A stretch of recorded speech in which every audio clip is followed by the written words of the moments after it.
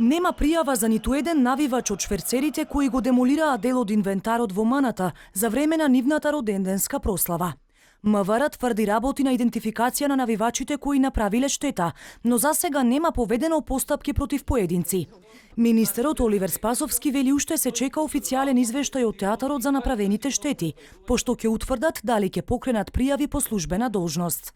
Значи мора да ги добиеме записниците од штетата, да видиме што е тоа што е направено како штета и на основа на тоа да утврдиме. Сигурно тоа што се бара од нас, да видиме, да ги идентификуваме лицата и така натаму, тоа го работиме и кој ќе се затвори целиот тој предмет со сите прибрани докази, тогаш ќе знаеме за кој е карактерот, би рекол, на настанот и на основа на тоа да се поднесуваат соодветните поднесоци.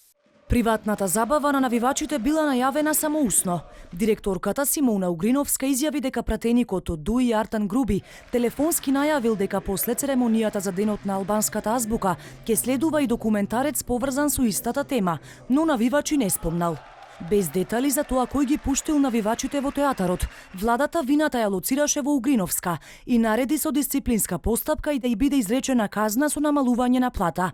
Истовремено нејзе е наложено да побара од организаторот да ја плати штетата од 4000 евра, иако црно на бело организатор не постои, а Груби и Министерството за култура веќе се дистанцираа и тврдат не се организатори.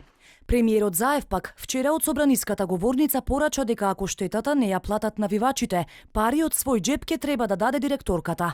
Од кого ќе бара одштета од Угриновска не добивме одговор, бидејќи вели до неа не стасал никаков официјален документ. Во меѓувреме кривична одговорност од навивачите побари опозицијската ВМРО ДПМНЕ, која го повика МВР да поднесе пријави, а организаторите да понесат политичка одговорност.